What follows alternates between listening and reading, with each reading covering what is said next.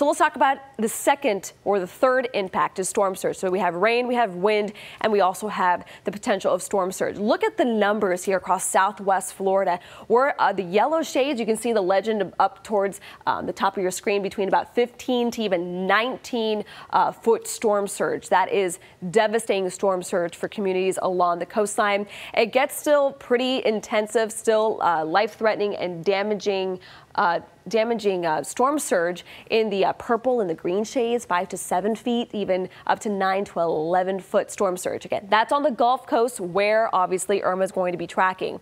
Big question is for folks along the coastal communities. Again, some areas in Brevard County should have been evacuated, but we are expecting about 1 to 3 foot storm surge.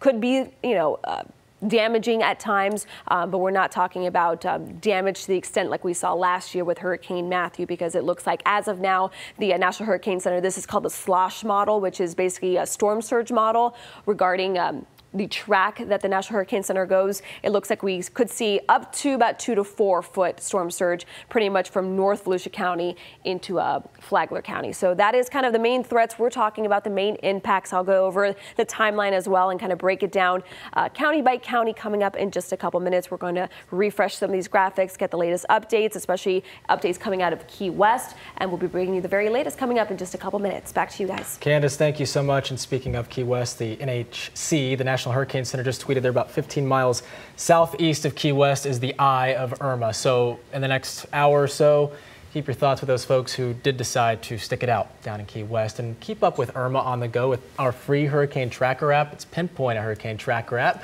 Our team is constantly updating positions, projected paths, watches, warnings for all storms. Just search WKMG in your app store.